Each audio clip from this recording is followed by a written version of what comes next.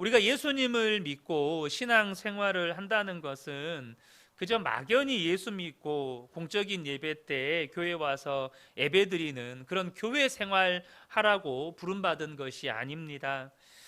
예수님을 믿는다는 건 예수님과 날마다 함께 사는 관계, 바로 그런 삶을 살라고 부르심을 받은 것이죠. 특별히 오늘 본문은 그 예수님과의 관계를 예수님과 함께 식사하는 관계로 표현을 합니다. 3장 20절 하반절을 보면 그와 더불어 먹고 그는 나와 더불어 먹으리라 라는 이 말씀은 문자 그대로 주님과 함께 식사하는 관계가 된다는 것입니다. 예수님이 우리 안에 들어오시면 이제 날마다 주님과 밥 먹는 관계, 이것은 단순히 육체적인 이런 육신의 식사만을 의미하는 것이 아니라 영적인 양식을 통해서 주님과 교제하는 그 모든 것을 포함하는 것이죠. 예수님이 우리 마음에 오셨기 때문에 날마다 주님과 함께 밥 먹는 관계가 이루어지는 것이죠. 많은 성도들이 다양한 삶의 문제들을 직면하고 있고 또 그 문제를 하나님께 해결해 달라고 기도를 합니다. 그런데 저와 여러분이 분명하게 아셔야 할 것은 예수님이 나와 함께 계시는 것이 분명하게 믿어지면 그 문제들은 더 이상 문제가 되지 않게 된다는 것입니다. 왜냐하면 예수님이 함께 계시는 것이 우리가 삶에서 만나게 되는 모든 문제의 답이 되기 때문에 그렇습니다. 아주 이해하기 쉬운 예로요. 어떤 어린 아이가 뭐 배가 고프든 어디가 아프든 혹은 혼자 있는 것이 무섭든 엄마가 오면 다 끝이 납니다. 그렇잖아요. 뭐 똥을 싸서 기저귀를 갈아야 되든 이 아이가 직면한 모든 문제는 엄마가 오면 끝이 나는 거예요. 마찬가지로 우리의 삶에 직면하는 모든 문제들은 우리의 아버지가 되시고 우리의 영원한 구주가 되시는 하나님 예수 그리스도 그분이 나와 함께 계심이 분명해지면 끝이 난다는 것입니다. 그러면 주님이 오시면 그 모든 문제는 끝이 나는데 도대체 주님은 그런 문제들을 왜 우리에게 계속 허락하실까요? 문제가 끝이 난다면 진짜로 문제가 끝나야 되잖아요. 허드슨 테일러 선교사님의 5대 손인 제이미 테일러 선교사님이 이런 말씀을 하셨어요. 중국 교회를 섬겨보니까 하나님의 부흥에는 세 가지 요소가 있더라는 거예요. 하나는 말씀이고 하나는 기도이고 마지막 하나가 고난이더라는 것입니다. 그러니까 하나님의 부흥의 역사에 반드시 들어가는 게 뭐였냐면 고난이었다는 거예요. 우리는 고난이 싫지만 그래서 고난 안 당했으면 좋겠다는 그런 심정이 가득하지만 우리가 정말로 은혜에 대해서 눈이 열리고 사람이 변화되고 부흥의 역사가 일어나려면 반드시 고난이 온다는 거예요. 하나님이 무자비하셔서 우리에게 그런 힘든 상황을 허락하시는 게 아니고 고난이 비교할 수 없는 유익이 우리에게 있기 때문입니다. 여러분, 고난 속에 사람들은 주님을 찾습니다. 고난 속에 주님을 바라봅니다. 고난 속에 인내를 배우고 고난 속에서 하나님을 신뢰하는 것을 배우고 고난 속에서 기도를 배우고 고난 속에서 순종을 배우고 고난 속에서 주님과 동행하는 법을 배웁니다. 여러분, 고난이 우리에게 주는 유익은 말로 다 못합니다. 그래서 주님이 우리에게 고난을 허락하시는 거예요. 물론 우리 앞에 놓인 문제나 고난이 해결되는 데는 시간이 걸릴 수 있습니다. 하지만 예수님이 나와 함께 계시는 것에 대해서 분명한 믿음의 눈이 뜨이면 해결이 안 돼도 상관이 없어요. 왜 그렇습니까? 이제는 주님과 함께 그 고난의 길을 걸어가기 때문입니다. 이전까지는 나 혼자 그 길을 걸어왔다고 생각을 하다 보니까 너무나도 고달프고 지치고 낙심이 되는데 주님을 바라보는 믿음의 눈이 분명하게 뜨이면 고난의 길을 나 혼자 걷는 게 아니라 내가 주님에게 엎혀서 걷는 게 되는 거예요. 주님께 붙들려서 주님이 나를 그냥 그 길 위에 안고 가시는 것을 경험하게 되는 것입니다. 그런데 많은 성도들이 이 부분에 대해서 분명한 믿음의 눈이 열리지 않다 보니까, 믿음이 없다 보니까 고난의 상황이 그저 답답하기만 하고 고통스럽기만 한 것입니다. 오늘 본문에 소개되는 이 라오디게아 교회, 우리가 3장 20절 말씀만 읽었지만 전후 문맥을 보면 이 3장 20절의 말씀은 라오디게아 교회를 향해서 하시는 말씀입니다. 그런데 이 라오디게아 교회는 굉장히 부유한 교회였고 성도들 개개인도 부유한 사람들이 많았습니다. 제가 터키 이렇게 선교 여행을 갔을 때 라오디게아 교회, 지난번에도 말씀을 드렸지만 오늘날의 규모로 봐도 적지 않은 굉장히 큰 교회였습니다. 와, 그 예배당 크기만 해도 최소 100평, 200평, 기본적으로 100평 단위를 넘어가겠더라고요. 굉장히 큰 교회였습니다. 그냥 수용 인원만 해도 몇백 명이 들어갈 수 있는 그런 예배당 구조를 가지고 있더라고요. 그런데 여러분, 안타까운 건 뭐냐 하면 라오디게아 교회가 그렇게 부자 교회이긴 했는데 은혜가 넘치거나 하나님께 칭찬을 듣는 건강한 교회는 아니었다는 것입니다. 그러니까 여러분, 하나님의 은혜의 역사나 그 교회가 건강한 교회인가 아닌가를 부요함이라는 기준으로 봐서는 안 된다는 것입니다. 교회가 재정이 얼마나 많으냐, 성도들이 얼마나 부요하냐, 이런 기준으로 그 교회가 은혜의 역사가 많다, 건강한 교회다, 하나님께 칭찬 듣는 교회다, 이렇게 보시면 안 된다는 거예요. 라오디게아 교회는 분명히 부요한 교회였지만 하나님의 눈에 보기에는 문제가 많은 교회였습니다. 계시록 3장 17절 보면은 내가 말하기를 나는 부자라 부요하여 부족한 것이 없다 하나 내 곤고한 것과 가련한 것과 가난한 것과 눈먼 것과 벌거벗은 것을 알지 못하는도다. 이 라오디게아 교회는 사람의 눈으로 볼 때는 진짜 부자 교회였고 정말로 그들 스스로도 말하기를 우리는 부자다, 부족한 것이 없다, 우리는 복받은 교회다, 그러고 살았어요. 그런데 하나님 보실 때는 정말로 비참한 교회였다는 것입니다. 그들은 오히려 가난했어요. 뭐가 가난했단 말일까요? 영적으로 너무나도 가난했다는 것입니다. 그들은 눈이 멀었고 벌거벗었고 주님이 그들을 볼 때 오히려 가련해 보였다는 거예요. 영적인 진리에 대해서 눈이 너무나 어두워서 진짜 그들의 민낯은 너무나도 볼품없는 부끄러운 영적인 실상을 가지고 있는 그들을 볼 때마다 하나님은 도리어 가련한 생각이 들었다는 것입니다. 여러분, 지금도 마찬가지입니다. 우리 눈에 보이는 것과 하나님의 눈에 보시는 것이 정말 다를 때가 많습니다. 여러분, 우리가 이것을 볼 줄 모르면 우리의 신앙생활이 정말 잘못된 방향으로 갈 수 있다는 걸 아셔야 합니다.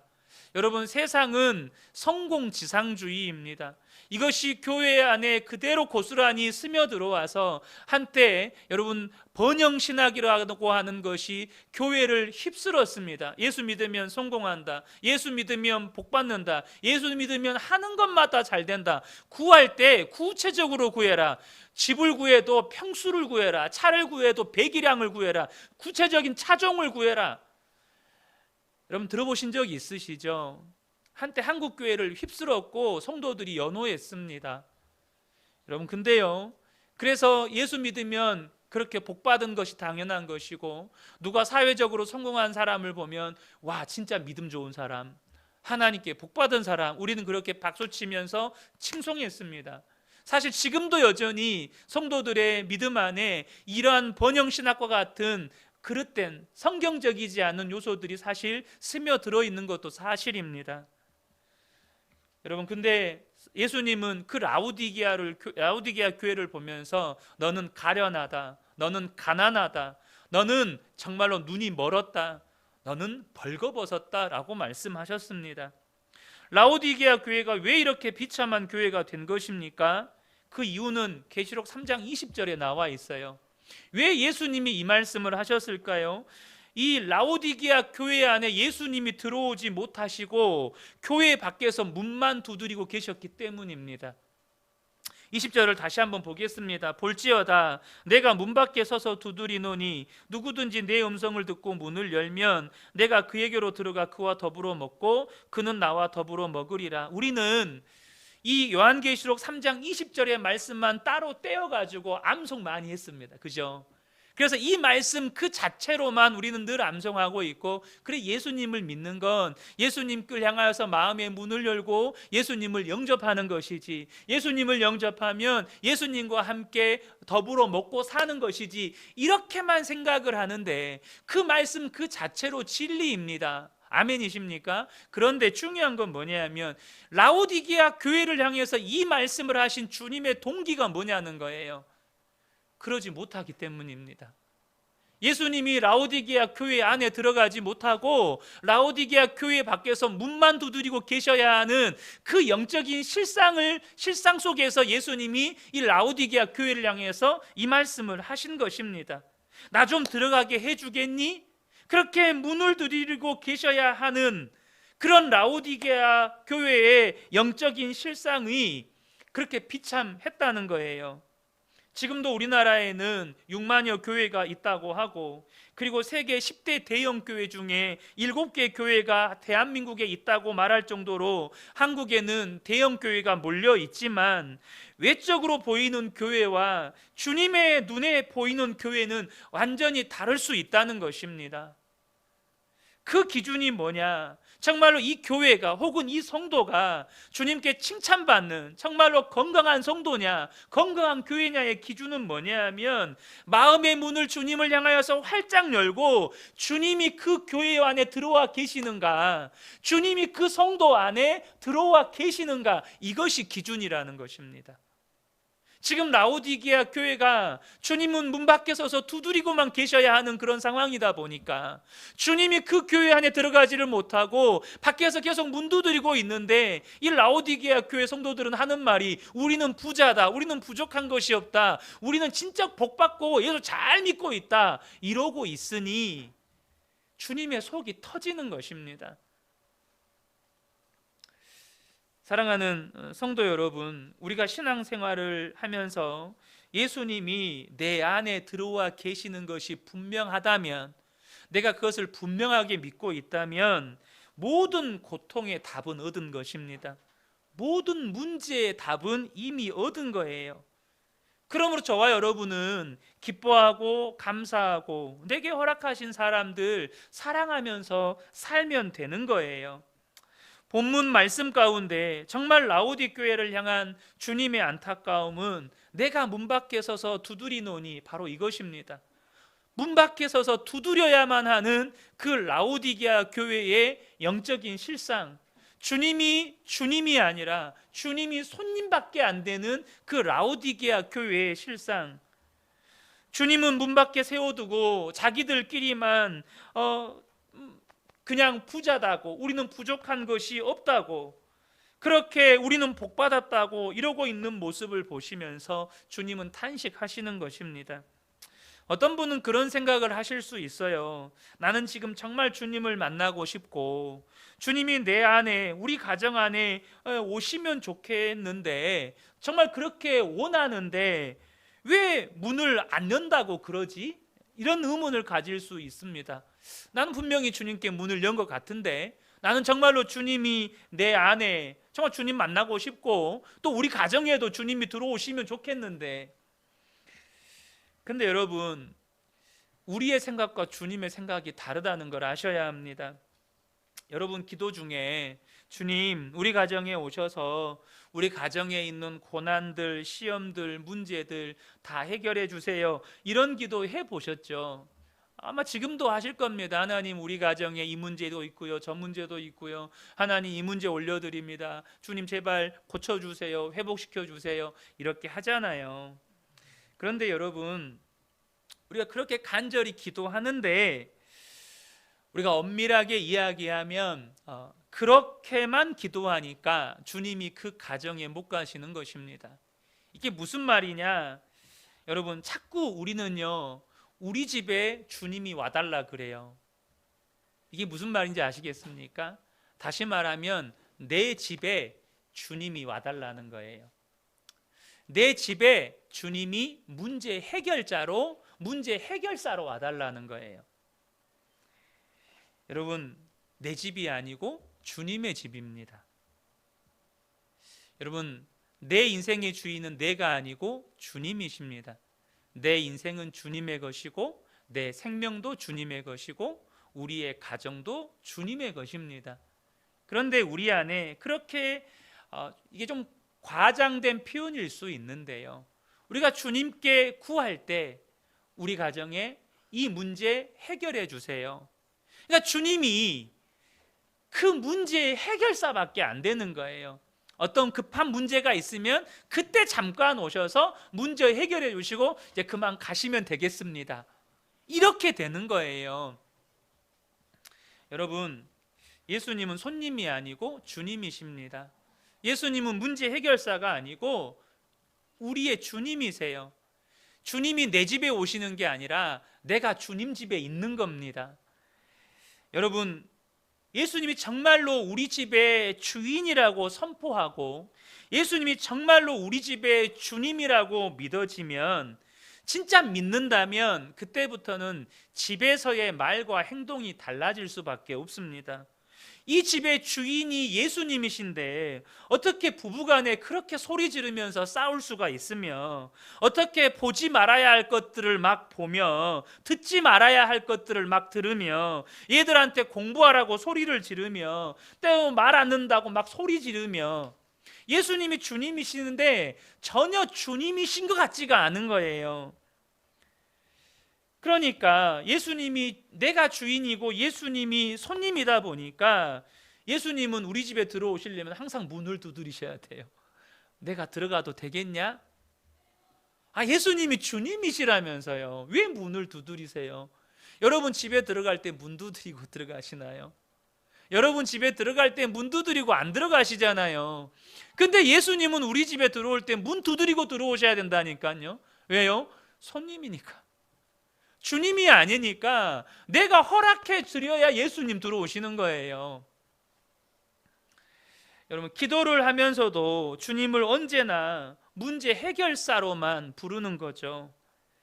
나는 마음의 문을 열었다고 생각하지만 실제로 주님은 그런 우리를 보시면서 마치 라오디게아 교회를 보시는 것처럼 안타까워 하실 수 있는 겁니다.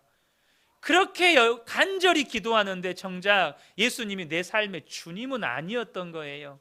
내 문제의 해결사 노릇만 해주시고 문제 해결하면 주님하고 빠이빠이 하고.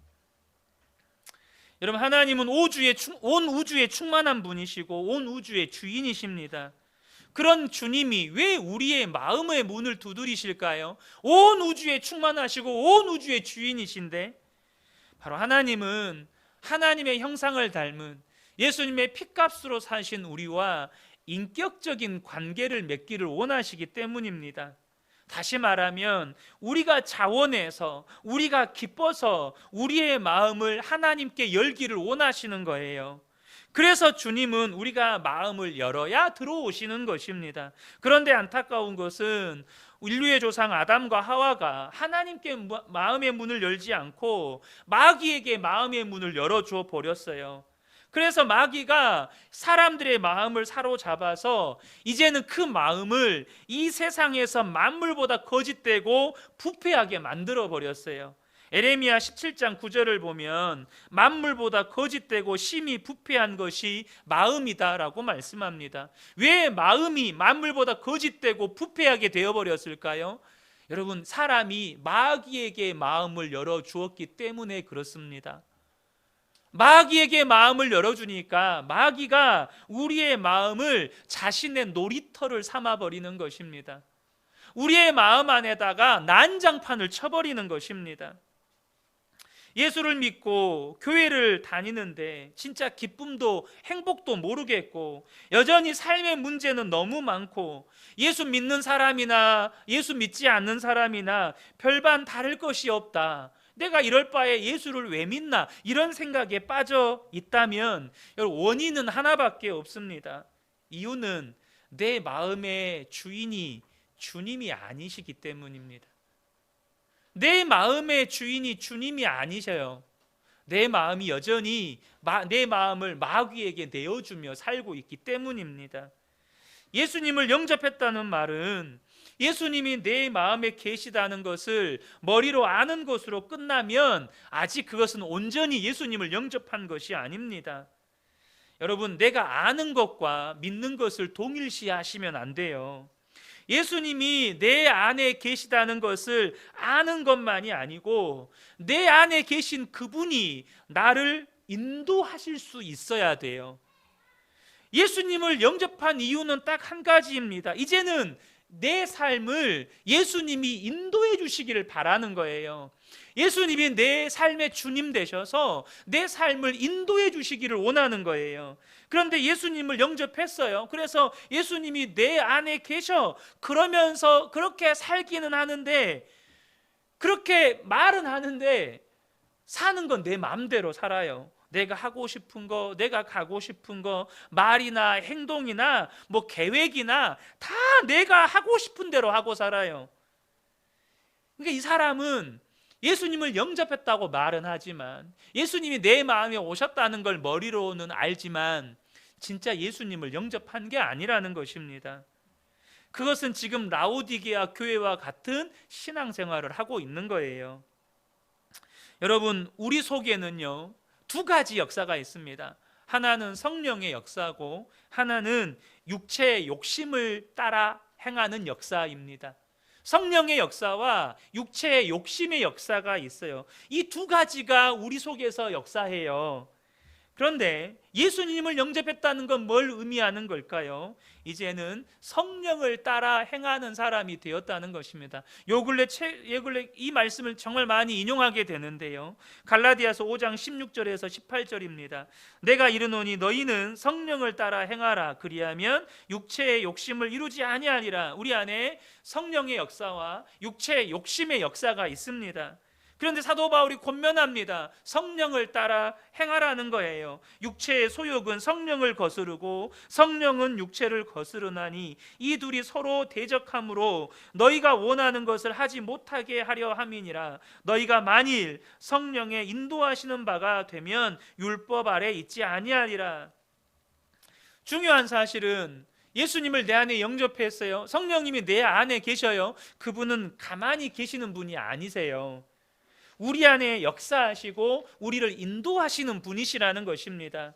그래서 사도 바울이 성령을 따라 행하라, 성령의 인도하시는 바가 되면 이라는 표현을 쓰고 있는 것입니다. 그러므로 저와 여러분이 예수님을 영접했다면 반드시 주님이 인도하시는 대로 따라가는 삶을 살아야 하는 거예요. 그것이 진짜 예수님을 영접한 것입니다. 그러면 마귀의 역사나 육신의 역사에 사로잡히지 않게 되는 거예요.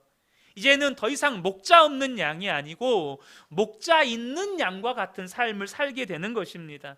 그럼 그때부터 예수 믿는 것이 이런 거구나, 예수 믿는 게 이렇게 좋은 거구나라는 고백이 나오기 시작합니다.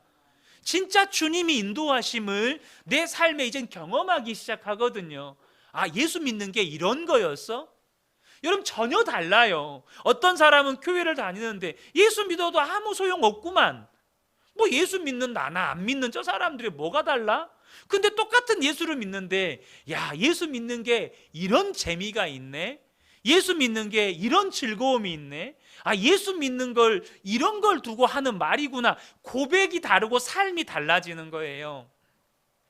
그런데 우리가 성령의 인도하심에 있어서 가장 중요하고 첫 번째 요소가 바로 생각입니다. 많은 분들이 하나님의 인도하심을 받기를 원하죠. 근데 그때 하나님이 이걸 해라, 저걸 해라, 이걸 사라, 뭐 동쪽으로 가라, 누구를 만나라, 뭐 이렇게 해주시면 좋겠는데 주님이 그렇게 하시지를 않아요. 그러니까 뭔가 답답하고 하나님이 뭘 원하시는지도 모르겠고 막 그렇단 말이에요. 그런데 여러분, 저와 여러분이 명확히 아셔야 합니다. 우리 안에 계신 주님이 우리를 인도하실 때 가장 먼저 우리의 생각부터 인도하신다는 것을 아셔야 돼요. 주님이 어디에 임하시죠? 우리의 마음에 계십니다. 우리의 마음의 생각부터 주님이 인도하신다는 거예요. 그러니까 생각의 인도함을 받지 못하면 그 다음으로 나갈 수가 없어요. 내 생각이 주님께 사로잡히지 않고 마귀에게 마음을 열어줘서 마귀에게 사로잡히는데, 여러분, 주님이 예를 들어서 주님이 구체적으로 어떤 직업을 선택해라 뭐 이러실 수도 있겠죠. 혹은 어디로 가라 뭐 구체적으로 이러실 수도 있겠죠. 근데 여러분, 생각이 주님께 사로잡히지 않으면 그 어떤 것도 인도함을 받을 수가 없습니다. 이미 생각에서부터 내가 마귀에게 사로잡혀 사니까요. 거기서부터 생각의 인도함부터 받아야 우리의 삶의 인도하심이 점점 더 명확해지고 선명해지는 것입니다. 마귀는 우리 눈에 보이지 않습니다. 그러나 마귀가 주는 생각으로 마귀의 역사가 있다는 것을 알게 됩니다. 주님도 눈에 보이지 않아요. 그러나 주님이 주시는 생각으로 주님이 내 안에 역사하신다는 것을 알게 됩니다. 갈라디아서 5장 19절 20절을 보면 마귀의 역사가 무엇인지를 명확하게 알 수 있습니다. 19절부터 21절입니다. 육체의 일은 분명하니 곧 음행과 더러운 것과 호색과 우상 숭배와 주술과 원수 맺는 것과 분쟁과 시기와 분냄과 당짓는 것과 분열과 이단과 투기와 술취함과 방탕함과 또 그와 같은 것들이라. 육체의 일은 분명하니, 마귀가 우리의 삶에 육체를 타고 역사하는 건 분명하대요. 내 안에 음란한 생각이 들어요. 내 안에 막 분쟁하는 생각이 들어요. 내 안에 누군가를 시기하는 생각이 들어요. 내 안에 누군가를 향해서 분노하는 생각이 들어요. 내 안에 누구는 싫어하고 누구는 좋아하고 막 이렇게 사람을 나누는, 갈라치기 하는 막 이런 생각이 들어요. 그때 여러분이 분명히 아셔야 합니다. 뭘 아셔야 되죠? 마귀가 지금 내 속에 이런 생각으로 역사하고 있구나. 이거를 분별하실 수가 있으셔야 합니다. 여러분 안에 드는 생각에 뿌리가 있다는 거예요. 그것을 그냥 뭐 그럴 수도 있지 하고 지나치시면 안 돼요.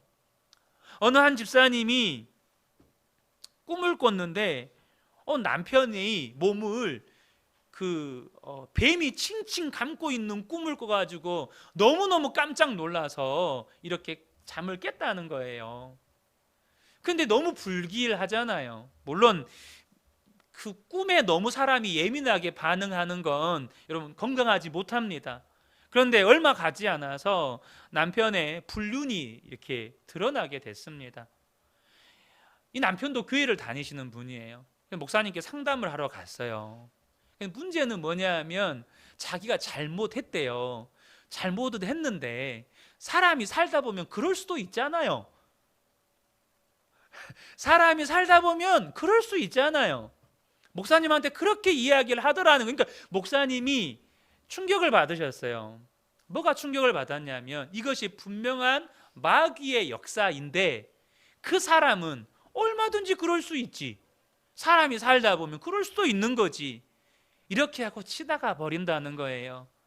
우리가 불륜이라고 해서 너무 충격받으시는 것 같은데 우리의 삶에 마귀가 주는 생각에 여러분 그냥 지나치시면 안 된다는 거예요. 반대로 주님이 주시는 생각이 있습니다. 갈라디아서 5장 22절 23절입니다. 오직 성령의 열매는 사랑과 희락과 화평과 오래 참음과 자비와 양선과 충성과 온유와 절제니. 이거는 예수님의 인품이고 성품이고 믿음이라고도 말씀을 드렸잖아요. 그런데 우리 안에 성령님께서 사랑하는 마음을 주세요. 기뻐하는 마음을 주세요. 절제하는 마음을 주시고 누군가를 향해서 이렇게 섬기고 싶은 마음을 주세요. 여러분 이런 마음이 들 때 어떻게 생각하셔야 되죠? 이거 주님이 주시는 마음이구나. 분명히 마귀도 보이지 않고 주님이 보이지도 않지만 주님은 생각 속에 주님의 생각을 주십니다. 마귀도 우리 마음에 있는 생각을 사로잡습니다. 그것을 분별하셔야 돼요. 그 생각에서부터 성령의 인도하심을 따라가야 주님의 인도하심을 받는 삶이 시작이 되는 것입니다. 우리의 마음에서 일어나는 생각부터 주님의 인도하심을 받아야 된다는 것입니다. 여러분 예수님을 영접했다는 말이 무엇입니까? 이전까지는 마귀가 주는 생각을 품고 살았고 그것이 마귀가 주는 생각인지도 모르고 그 생각에 붙잡혀서 살았습니다.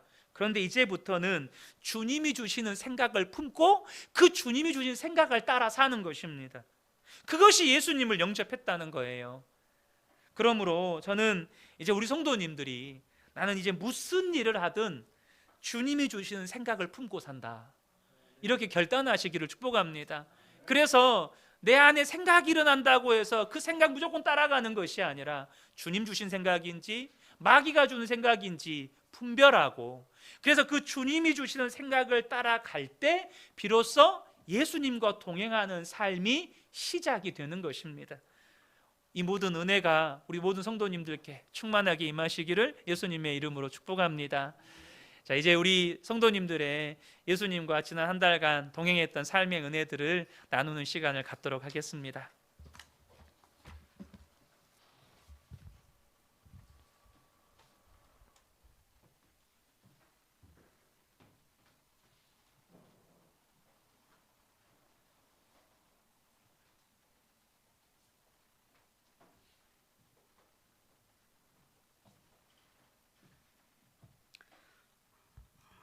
저는 3월 29일 금요일 일기입니다. 제목은 파인애플 스토리. 아침에 화순에서 돌아와서 스타벅스 카페에 가서 성경과 읽어야 할 책을 읽기로 했습니다. 노안에다 집중력이 떨어져 30분 이상 의자에 앉아있기가 힘이 듭니다. 예전에 함께 활동했던 선교단체의 카작 선교사님이 한국에 잠깐 귀국했다는 카톡 때문에 1시간도 못 있고 선교사님을 만나 교제하며 여러 가지 소식을 들으니 오후 시간이 금방 지나가 버립니다. 예전에 이야기를 들은 적 있는 선교사님 지인의 아들의 소개팅 상대로 평화에게 권유받았는데 심란한 마음도 올라왔습니다. 금요 기도회를 마치고 집에서 평화와 이 이야기를 하다가 결혼 문제와 여러 고민들 때문에 갈등 상황이 되기도 했지만 이 문제로 서로 대화하며 평화와 믿음의 결혼 방향을 세워갈 수 있어서 감사합니다. 오래전에 읽었던 파인애플 스토리라는 책을 늦은 밤에 다시 보았습니다. 심어놓은 파인애플을 자꾸 훔쳐가는 원주민들과 몇 년간 갈등하던 선교사가 내 것이라고 주장하며 자기 권리를 내세웠을 때는 분노했지만 모든 것이 하나님의 것임을 인정하며 하나님께 드릴 때 더 이상 원주민들에게 화를 내지 않았습니다. 원주민들은 당신은 드디어 그리스도인이 되었군요. 그렇죠? 하며 선교사가 변하기 시작하자 원주민들도 변하고 하나님께 나오기 시작했습니다. 이 책을 읽으며 내 파인애플은 무엇인가? 저자의 질문에 다시 오늘 평화했던 갈등과 대화를 돌아봅니다. 자녀들을 사랑하고 헌신적으로 돌보지만 그들을 온전히 하나님께 맡기지 못하고 문제에 개입하고 해결하고자 하는 마음이 우리 부부에게 있기에 갈등하는 요소가 됩니다. 내 안에 조급함을 지적하며 자기를 믿고 기다려주지 않는다고 오늘 또 평화에게 핀잔을 들었습니다. 내 것을 하나님께 드리는 원리를 파인애플 스토리를 통해 다시 생각하게 되어 감사합니다. 주님, 내 것인 양 생각하는 내 욕심과 불신 조급함을 회개합니다. 하나님께 온전히 내어 맡길 수 있는 믿음을 간구합니다. 주님, 오늘 카작 선교사님을 만나 교제하며 여러 섬김을 할 수 있어서 감사합니다. 가나의 혼인잔치 영화를 통해 다시 오실 주님을 당시 배경을 보며 더 구체적으로 이해하게 되어 감사합니다.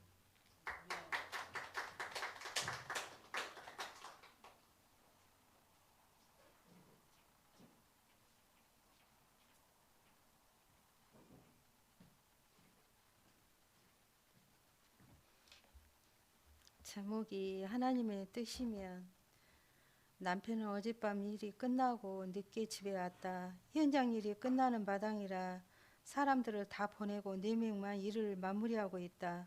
밤새 땀 흘리며 끙끙 앓고 있다. 아침에 일어나더니 나도 이제는 몸이 말이 안 된다며 바로 쓰러져 잠들었다. 누운 남편 앞에 뭐라고 할 말이 없어 밥 챙겨놓고 급히 교회로 왔는데 얼마 안 돼요. 남편이 온다며 전화가 왔다. 내가 버스 타고 힘이 들게 온 것보다 사실은 이미리 집사님 모시러 가는 게 걱정을 했었는데 온다니 감사했다. 오늘 말씀에 나에게 적용된 것은 분명 믿음의 가정이 중요하지만 나의 자신부터 믿음과 하나님을 신뢰하는 믿음이 사람이 되어야 한다는 것이다. 과거에는 복이 아니라고 생각했던 것들과 이제는 복이라고 고백할 수 있는 것은 주님의 크신 사랑이 있기에 복이고 은혜임을 고백합니다. 그래서 모든 것을 포기하고 내려놓을 준비하고 있습니다.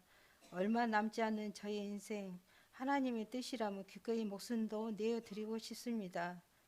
아브라함처럼 자신의 모습이 아무것도 기대할 것도 없고 소망도 없지만 하나님께 범사의 복과 자녀들에게까지 형통의 복을 주셨으니 감사합니다. 우리의 자녀들이 하나님의 축복권을 잡고 날마다 승리하길 기도합니다. 하나님 오늘 은혜의 말씀을 주셔서 감사합니다. 순모임의 나눔을 주셔서 감사합니다. 교우 식구들의 기도 제목마다 다 응답받고 이루어지게 하소서.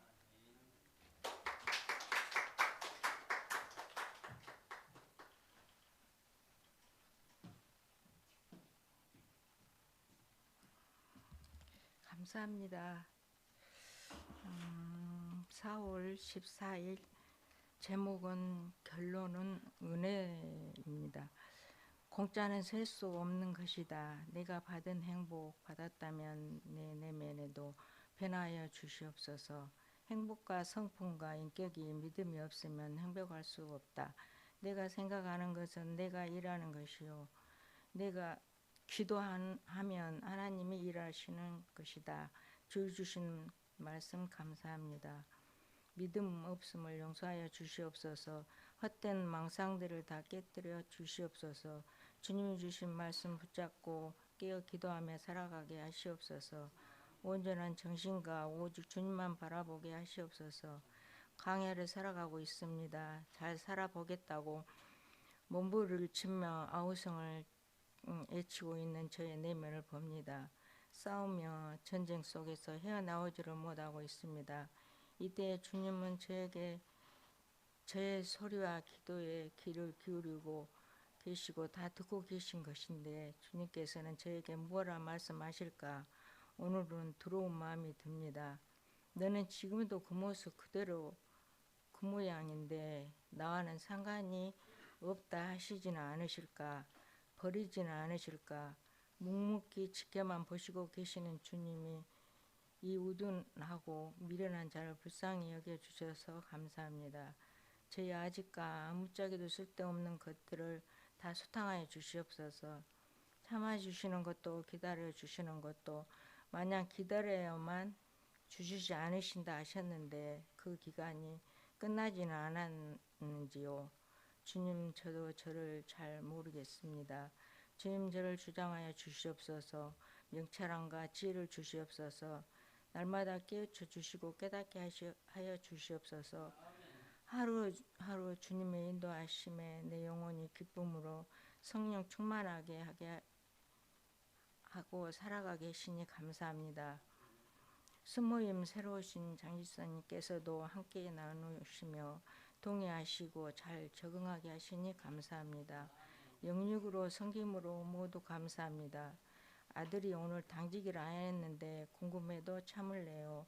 또 화요일날 당직이라 합니다. 기대됩니다. 오늘도 동행하여 주시고 함께하여 주셔서 감사합니다. 감사합니다.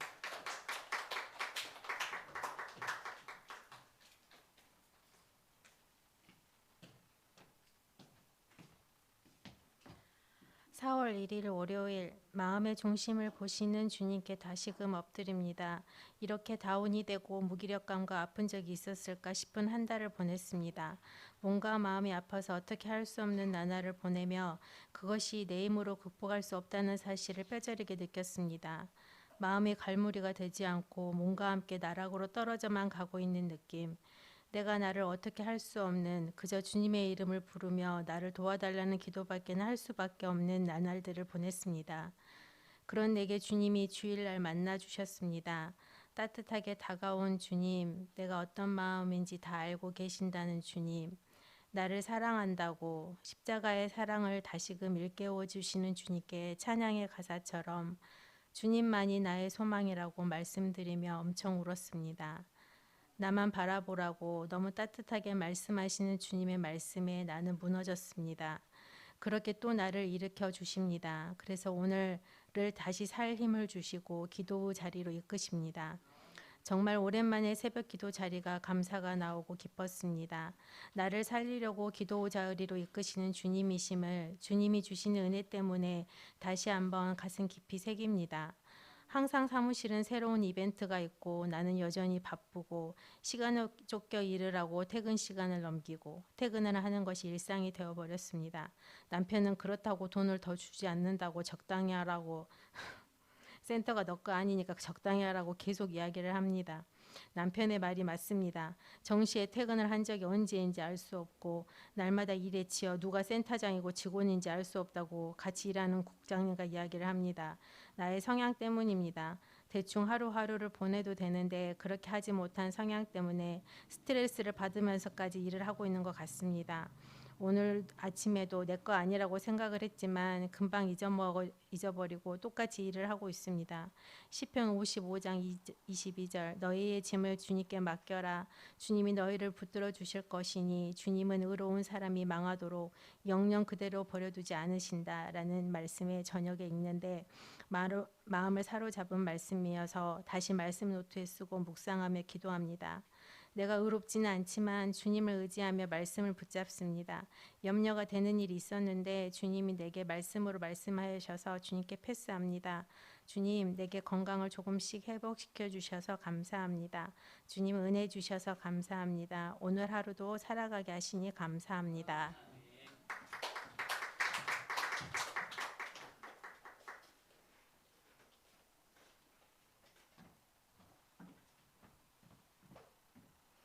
4월 10일 수요일 제목 내 마음 지키는 것부터 하나하나 실천해 가기. 새벽 말씀을 통해 내 마음 관리하라 하시고 뭘 다른 걸 말씀하시지 않으시니 가볍고 쉬웠습니다. 감사합니다. 전도를 나갈 때마다 압박감과 싸움하는 마음이 있습니다. 사람들의 반응이 없으면 거절 감정이 스물스물 올라오는 저도 봅니다.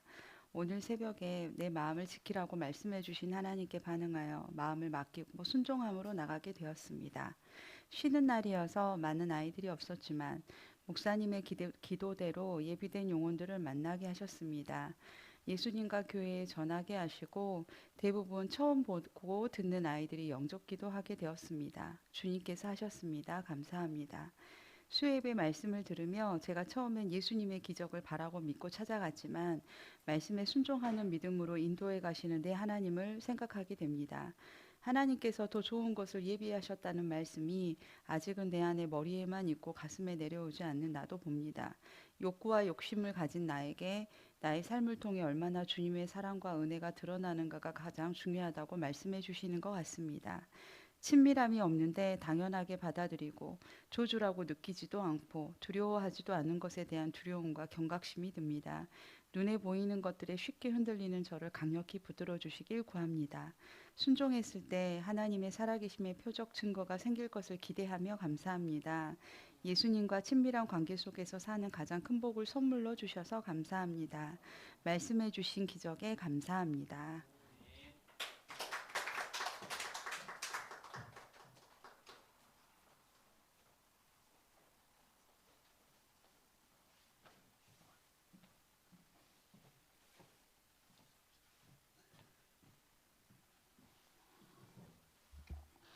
(4월 16일) 일기입니다.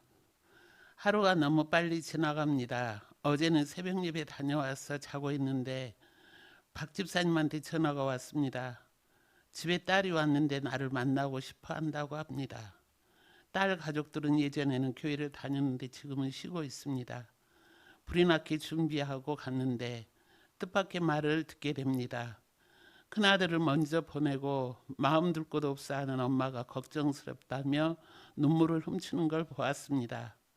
아, 그래서 하나님께서 이분을 만나게 하셨구나 라는 생각이 들었습니다. 집사님을 모시고 건강타운에 가서 회원증을 만드는 데 도와드렸습니다. 그리고 오늘은 모시고 타운에서 같이 식사를 했습니다. 큰 일을 치르고 난 터라 사람이 멍한 상태에 놓여 있어서 다른 사람의 도움이 많이 필요해 보입니다. 오늘 또 딸이 나를 보자고 합니다. 박 집사님 모시고 집에 갔더니 예쁜 화분과 과일을 사놓고 고맙다고 전해줍니다. 마음은 부담스럽지만 받아왔습니다. 내 마음에는 고마우면 근육교에 나와 말씀 한번 들어보기를 원하여 권면했는데 아직 때가 아닌지 핑계만 댑니다.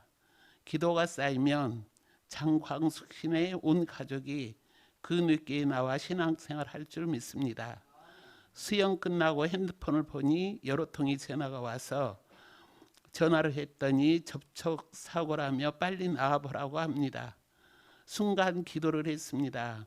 어떤 일이 있더라도 감정적으로 말하지 않기, 미안하다고 먼저 말하기, 지혜롭게 처리할 수 있게 도와달라고 기도했습니다. 지난번에도 차를 긁어 힘들었는데 얼마 되지 않아 또 접촉사고라고 하니 속이 많이 상했습니다. 가서 보니 수영하고 있는 동안 12통이 전화를 하고 1시간 넘게 기다렸다고 합니다. 먼저 미안하다고 말하고 상황을 알아보니 본인이 주차를 해놨는데 내가 주차하면서 자기 차를 후진하며 받았다고 합니다. 차끼리 다는 있었지만 아무런 흔적이 보이지 않는데 차가 찌그러졌다고 억지를 부립니다. 그럼 보험회사에 연락할게요 했더니 옆에 있던 분이 이런 걸로 연락할 필요가 있냐고 하면서 그냥 가자고 합니다. 그래서 오늘은 잘 마무리되었습니다. 하나님께서 그분들의 마음을 움직여 주셔서 큰 소리 내지 않고 해결하게 도와주셔서 감사합니다. 오늘 또 함께 하신 주님께 감사를 드립니다.